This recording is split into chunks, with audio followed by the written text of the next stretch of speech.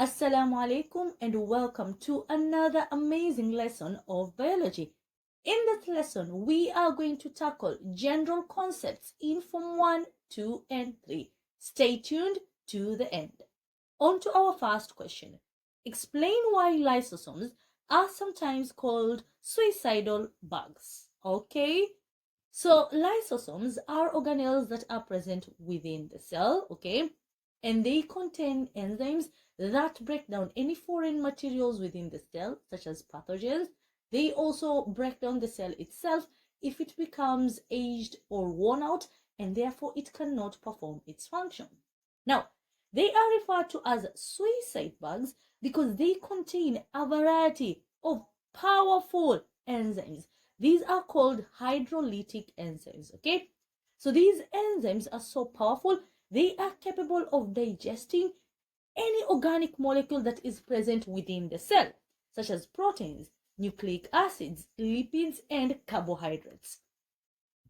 Now, if, for example, the membrane of the lysosome was to burst, okay, or maybe the contents were to leak, these enzymes will then be released into the cytoplasm of the cell. This could lead down to the breakdown and digestion of the cell itself. So eventually it will just simply cause the cell to self-destruct. Now, this is actually a very important part in the normal development of an organism, where you're going to have these enzymes being released, causing the cells to break down. This is done in order to eliminate cells that are old or damaged or even infected. So that is why they are referred to as suicide bugs. Part B. Why are lysosomes more frequent in the phagocytic cells than in other cells? Okay. So let's first start with the basics. What is a phagocytic cell? Phagocytic cells are simply phagocytes. These are a type of white blood cells whose function is to engulf, surround bacteria or pathogens and then digest them. So a pathogen is any microorganism that causes diseases. So what the phagocytes do is that they surround the pathogen and then digest them. Now, lysosomes are present in high numbers in phagocytes because they help in digesting these pathogens.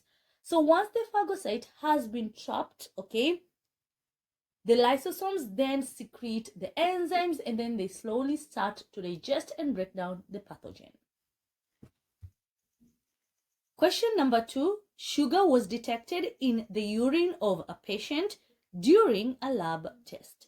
Part A. Name the type of sugar that was detected. Now, in some individuals, sugar may be present in the urine. As you might have been aware, this is not a normal condition. It's actually a sign of a disorder that is referred to as diabetes mellitus.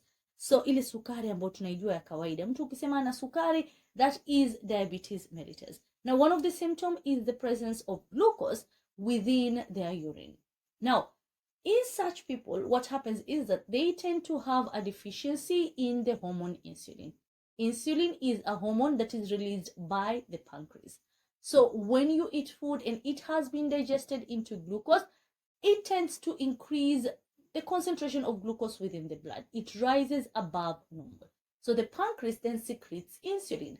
So what insulin does is that it stimulates the liver to convert any excess glucose into glycogen or fats, such that the sugar levels can then go back down to normal.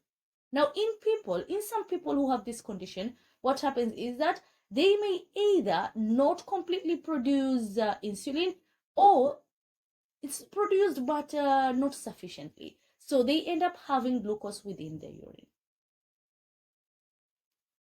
Okay, so I believe we have answered part A. Name the type of sugar that is glucose. Name the hormone that is likely to have been deficient. That is insulin. Part C. What is the name given to the condition the person was suffering from? That is diabetes mellitus. On to part 3. Name the causative agent of the following human diseases. Okay, so we are looking at the pathogen that is responsible for causing these two. Part 1, that is pneumonia. So pneumonia is caused by Streptococcus pneumoniae. Okay. Roman number 2, cholera.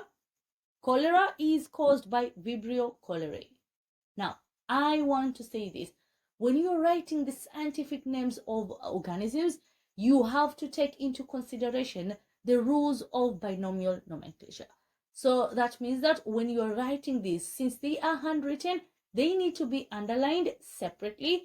And when it comes to the generic name, the first name, the genus, it has to start with a capital letter. And it has to visibly seem like a capital letter, okay? And when it comes to the specific name, the second name, it's supposed to be written in small letters. Question number 4. Name 2 classes of phylum Arthropoda which have a cephalothorax. Okay. So number 1, what animals belong to phylum Arthropoda? Now, arthropods are animals that lack a backbone. Okay. So they are divided into 5 classes. We have crustacea, we have arachnida, insecta, diplopoda, and chilopoda. Okay, there are 5 classes. Now the question is asking us, out of these 5 classes, which has a cephalothorax? Okay, so there are 2 marks. That means that we are supposed to state 2 classes. Now, what is a cephalothorax? This is actually a fused body part found in some arthropods. We're going to have the head joined with the thorax permanently to form one single large structure. Now, this large structure, this combined structure formed from the head and the thorax is what we term as the cephalothorax. Now, this contrasts with insects. When we talk about insects, insects are divided, have bodies that are divided into 3 parts. We have the head, we have the thorax, and lastly, the abdomen. In some arthropods, they only have the cephalothorax and abdomen. So, 2 classes, arachnida and crustacea. Question number 5. State 3 adaptations of the proximal convoluted tubule to its function. Okay. Now, when we talk about the proximal convoluted tubule, this is actually a part of the nephron. Okay. Now, the nephron is the basic functional unit of the kidney. When we talk about the kidney carrying out filtration, carrying out osmoregulation, it's actually these tiny units within the kidneys that are called nephron which perform these functions. A single kidney can have millions of nephrons. Now, within the nephron is where you're going to have the proximal convoluted tubule. Now, if you look at it, that called part is the PCT. So let's talk about its adaptation. Number 1 is that it's long to increase the surface area for reabsorption of materials. Okay. Now, in the PCT is where you're going to have reabsorption of useful materials like amino acids, like glucose, like vitamins. Now, remember, when blood is taken to the kidney, it's going to contain waste products, yes, like urea, that need to be removed, but at the same time, it's also going to contain useful products like nutrients and vitamins, okay? So these need to be taken back to the body instead of being excreted in urine. And that is simply what we mean by reabsorption. So that happens here. Now, another is that it has numerous mitochondria, okay, to provide enough energy for active reabsorption of materials. Now, we know that mitochondria are organelles that are responsible for production of energy. This is done through the process of respiration. Now, within the PCT, you are going to have numerous mitochondria. For what reason? To produce enough energy. Because these useful materials that we have just mentioned are going to be reabsorbed through the process of active transport. And active transport requires energy. Now, last one is that within the PCT, you are going to have microvilli, these tiny finger-like projections. These are there to increase the surface area. Whenever you see villi or microvilli, they are only there to increase the surface area for whatever process that is taking place there. The larger the surface area, the more efficient a process is. So it has microvilli to increase surface area for reabsorption of materials. Question 6, part A. What is a single circulatory system? Okay, so this is a type of circulatory system in which blood passes through the heart once in every single cycle. Moving on to part B. Name an organism which has a single circulatory system. Okay, so we are going to have fish. Part C. Name the opening to the chamber of the heart of an insect. Now, insects have open circulatory system. Okay, now within the body of an insect, you are going to have openings that are present within its heart. This allows the blood to flow from the body cavity into the heart. These openings are known as ostia, that is plural. Now the question is asking us for the opening singular. So the singular form is ostium. Question number 7, part A. State the meaning of the following terms used in floral biology. Okay, so we are talking about sexual reproduction in plants. Roman number 1, incomplete flower. Okay, now what is an incomplete flower? Okay, before we do that, let's talk about a complete flower. Now, a complete flower or a flower is said to be complete if it contains the following 4. Okay, if it has sepals, if it has petals, if it has stamens are the male reproductive parts, and lastly, if it has the pistil, the female reproductive parts.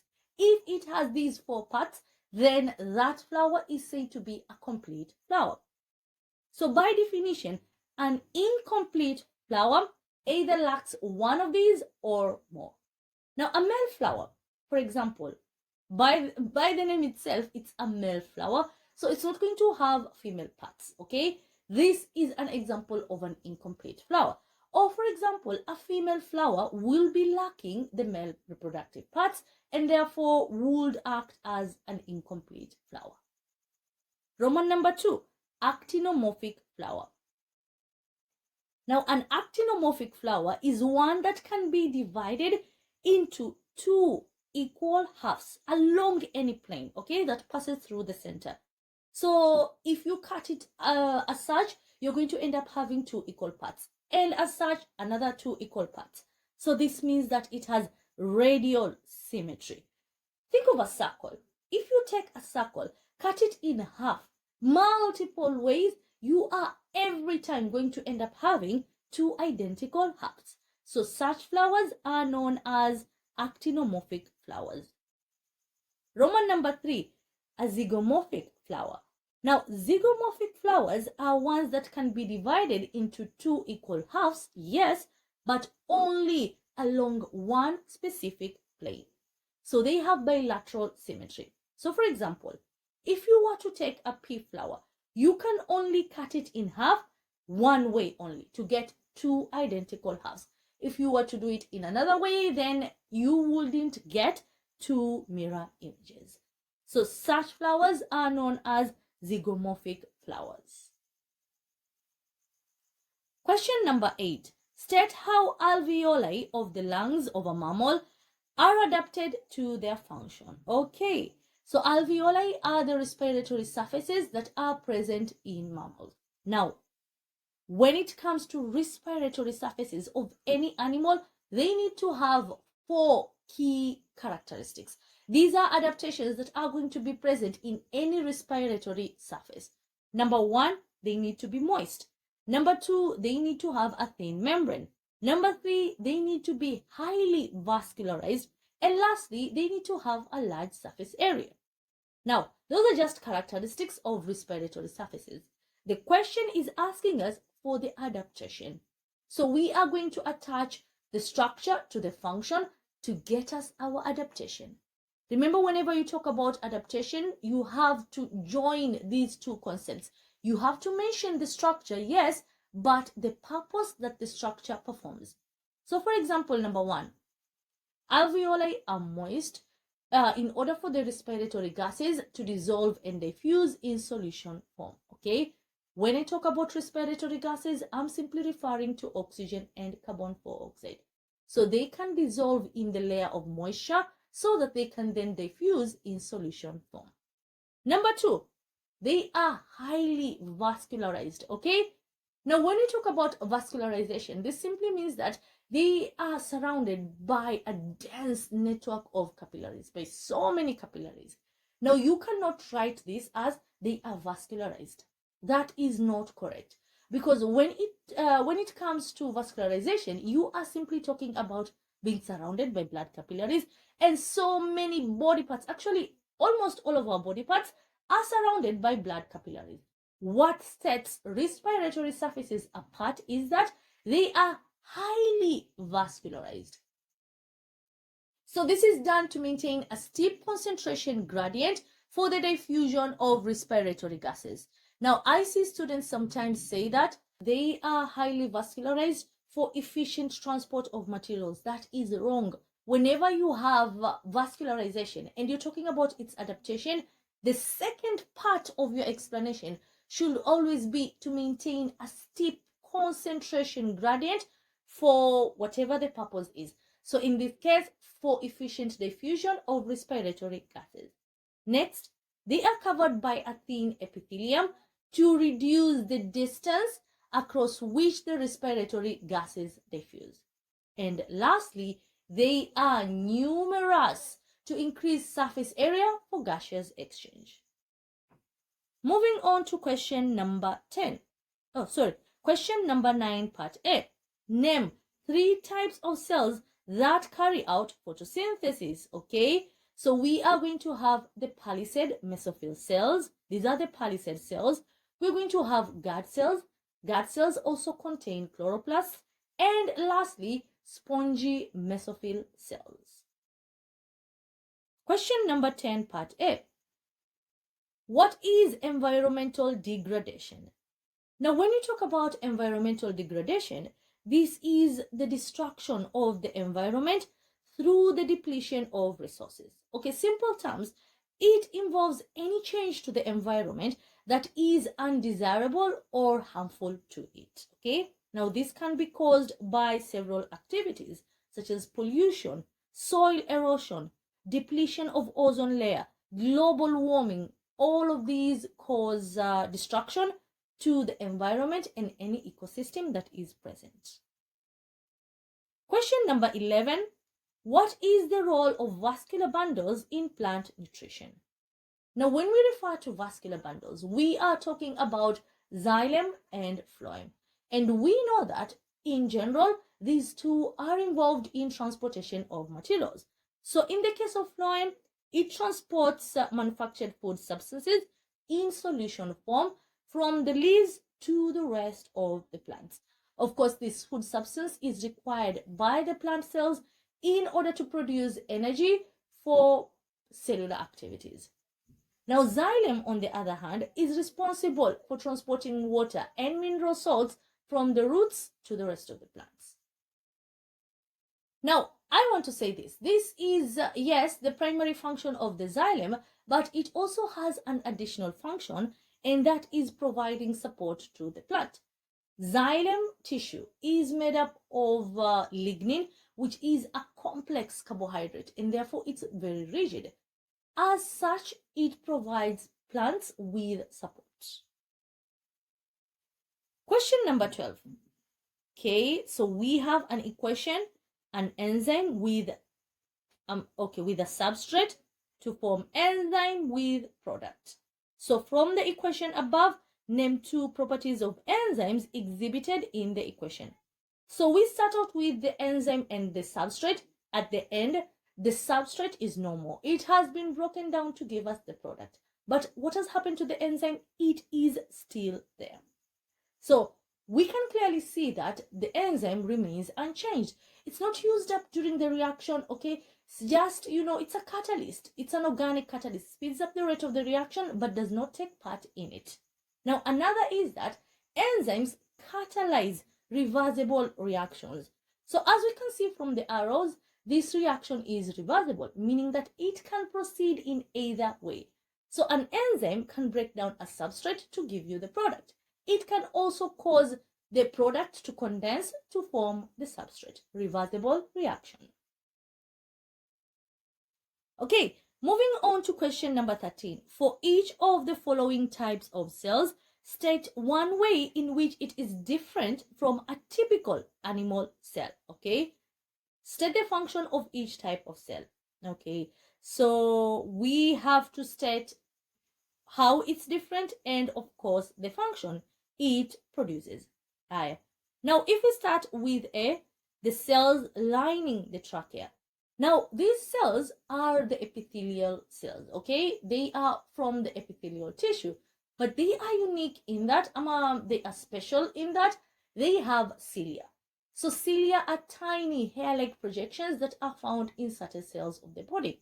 So what the cilia do is that they waft to propel any dust particles or foreign materials, okay, that are going to be trapped within mucus from the trachea to the pharynx, to the back of the mouth. Okay, part B, the red blood cell. Red blood cell have a red pigment known as hemoglobin. What is the function? Transportation of respiratory gases, oxygen and carbon dioxide. Question number 14. Give reasons why a woman excretes less urea when she becomes pregnant. Okay, now let's break it down bit by bit. We take foods or we consume foods that contain proteins in our diet, such as meat, beans, and so on. Now, if we take in too much protein, we will need to remove it, okay? Because our bodies, unfortunately, don't have a storage mechanism for excess proteins. Let's pause there. If we eat too many carbohydrates, more than what we need, what will happen is that our bodies will convert them to either glycogen or fats and store them. But when it comes to proteins, our bodies cannot do so. They take what they require and then any excess needs to be removed, needs to be eliminated. So it's broken down and released in form of urea, okay, through urine. So urine contains urea. Urea is a waste product that is obtained from breaking down any excess proteins in our body. Now the question is asking, why does a woman who is pregnant, okay, excrete less urea than one who is not? So if the woman is excreting less urea, it does not mean that she's consuming less proteins. No, it means that there is less excess of it. Now the reason is because being pregnant, there is going to be a higher demand for proteins within the woman's body. She is having a fetus, growing and developing. The fetus requires a massive amount of protein in order to build all of its new cells, tissues, and organs, okay? This is a continuous process of growth that requires a high supply of amino acids, proteins. Therefore, its development is going to require a lot of proteins. Now, not only this, the mother's body itself will also be requiring a lot of proteins because she is going to be producing new tissues. For example, the uterus is going to become enlarged. Her breast tissue is also going to become enlarged, okay? All of this new tissue requires protein. So that means at the end of the day, there's less of it to excrete as a waste product. Question number 15. State the functions of the following parts of the microscope, okay? So, number 1, condenser. It concentrates light rays towards the stage. Number 2, mirror. It reflects light rays onto the stage. Part D. State the importance of the following in microscopy. Cutting thin sections and staining, okay? Now, when it comes to microscopic work in high schools, we rely on the light microscope. As the name suggests, this needs light for illumination of the specimen. So we need light to pass through the specimen so that, it becomes visible to our eyes. Now, for this to be possible, we need to cut sections that are very, very thin to allow the light to pass through for illumination. Now, another reason is staining. When it comes to the structures that are present within the cell, they tend to be colorless and transparent, okay? So yes, you can see them without staining, but if you were to add a dye, and that is what staining is, if you were to add a dye, what will happen is that it makes the structures clearer and distinct. You can now tell, oh, so that is the subvacuole and that is the mitochondrion, as such. So it makes the structures within the specimen to become clear and distinct so that you can differentiate between one and another. Moving on to question 17. State 2 ways in which proteins are important to plants. Okay, so proteins are required for the formation of enzymes. They are also required for the formation of hormones. Enzymes and hormones are referred to as metabolic regulators, okay, and they are made from proteins. They are also required, that is the proteins, for the formation of pigments. For example, chlorophyll. Chlorophyll requires proteins for its synthesis, okay. Now what about for the growth of a plant? Yes, for a plant to grow and increase in size, it requires formation of new cells, formation of tissues. These need proteins. Question number 17. The diagram below represents a cell organelle. Part A. Identify the organelle. Okay, this is a favorite of mine. I don't know why, but I love the mitochondrion. So that is the mitochondrion. So let's look at the parts and label them together. So part A, okay, that is the matrix, okay. Part B, that is the cristae. Part C, outer membrane. D, inner membrane. So name the part labeled B. We have done so. C, state the function of the part labeled A. Now, part labeled A, as stated, is the matrix. So the matrix contains respiratory enzymes. Okay, it contains a lot of respiratory enzymes which speed up the rate of respiration.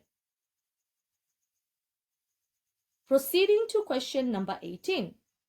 Explain why tropical forests do not have undergrowth. Okay, so when you talk about undergrowth, we simply mean the smaller plants that grow near the ground. Now, when it comes to tropical forests, they tend to have very tall trees.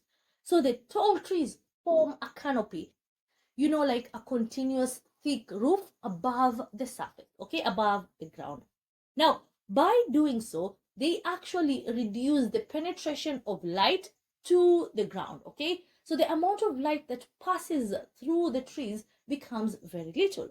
So if you have any plants that are growing on the ground, they will not be able to, to absorb enough light. And therefore, they will die because photosynthesis cannot occur effectively. If they cannot trap enough light, photosynthesis will not occur optimally. Therefore, the amount of food they produce will not be enough to sustain them. So they die. Okay. Question number 19. How is blood pressure generated and maintained in veins? Now, when we talk about veins, veins are a group of blood vessels that transport blood towards the heart. Okay. So this is blood that has passed through different parts of the body and is now being taken back to the heart. As you can imagine, it's going to be under low pressure. So the question wants to know, how are veins able to continuously transport blood back to the heart if the blood pressure is low? Now, veins do so in two ways. Number one, through the presence of valves. Now, whenever we talk about a valve is a structure that ensures that there's movement in one direction only. So veins have valves at certain intervals, at certain lengths. These ensure that blood only flows back towards the heart. So when blood flows, the valves are open to allow movement of blood. Immediately it passes, the valves close up to prevent the blood from flowing backwards. Now, another way in which valves ensure that the pressure is maintained is through the reliance of skeletal muscles. Skeletal muscles are muscles that are attached to our skeleton. So, for example, along the legs, we have skeletal muscles. Now, when there is any sort of movement, for example, if you're walking, the skeletal muscles contract. So the veins in our legs and arms have been positioned, strategically between skeletal muscles. So you have skeletal muscles on either side and a vein passing between it. So if you undertake a movement, the skeletal muscles contract. When they contract, they actually, pinch the veins, zinafinya. And by doing so, they cause the blood that is present within the veins to move forward. Okay, moving on to question number 20, which is actually our last question. What is the role of light energy in autotrophic nutrition in spermatophyte? Okay, quite a lot of words. Let's break them down. Autotrophic nutrition, a type of nutrition where organisms manufacture their own food. What is a spermatophyte? A spermatophyte is simply a plant that belongs to the division Spermatophyta. So essentially, the question is asking you for the role of light energy in plants, as simple as that. But they just wanted to challenge you. So when it comes to light, light is involved in photolysis of water. This is the process whereby light energy is used to split water molecules in order to form hydrogen atoms and water. Now, that is function number 1, okay? So the hydrogen atoms then proceed towards the dark stage. Now, another role of light is that it's also used to create adenosine triphosphate. This is an energy-rich molecule. So the excess light is used in the formation of ATP molecules. These are the ones that will provide energy in the second stage of photosynthesis, and that is the dark stage. So up to that point, we have we are at the end of our lesson. I hope it was enlightening for you, and I will see you next time.